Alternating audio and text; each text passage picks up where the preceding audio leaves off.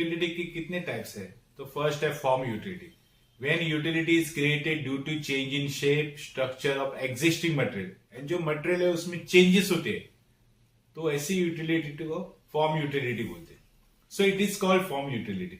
For example toys made of clay से हम लोग टॉयज बनाते हैं, देखो, तो उसको होते हैं उसका फॉर्म चेंज हो गया तो यूटिलिटी चेंज हो जाती है।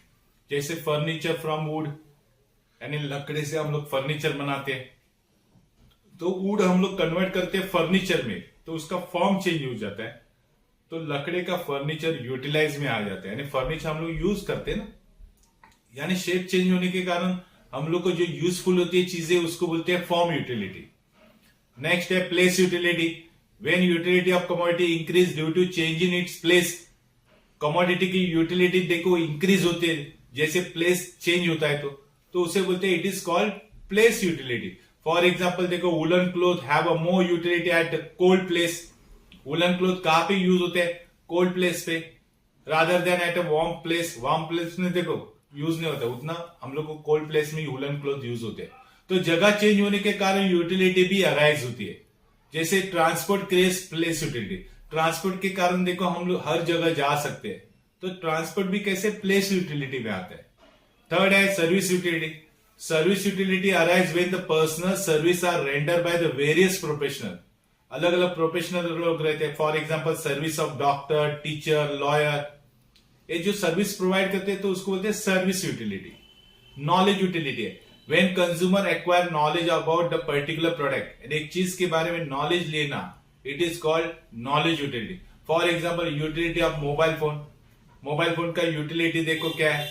और computer increase when person know about the various function, यानी utility of mobile phone and computer कब बढ़ जाता है? अगर उसके बारे में हम लोग को मालूम हो जाए, यानी उसके फंक्शन मालूम हो जाएगा, तो ऑटोमेटिकली उसका यूटिलिटी हो जाता है। मतलब यूटिलिटी इंक्रीज कब होती है? जब उसके बारे में नॉलेज मिलेगा, तो उसको बोलते हैं नॉलेज यूटिलिटी। पोजीशन यूटिलिटी यानी क्या? पोजीशन यूटिलिटी अराइज होती है when the ownership of good is transfer from one person to another person, यानी हमारे गुड्स जो ओनरशिप में है वो हम किसी और को देते हैं, तो उसको बोलते हैं पोजीशन यूटिलिटी। यानी हमारे पोजीशन में हमारे पास जो चीज है हम किसी को बेचते हैं और वो चीज उसके पास जाती है, उसकी ऑनरशिप चली जाती है उसके पास, तो पोजीशन भी चला जाता है। For example transfer of goods from seller to buyer, seller goods बेचता है बायर को, तो सेलर का गुड्स के पोजीशन किसके पास जाता है? बायर के पास जाता है, तो उसको बोलते हैं पोजीशन। अगर बेचेंगे तो पोजीशन यूटिलिटी आएगी। 6. Time utility.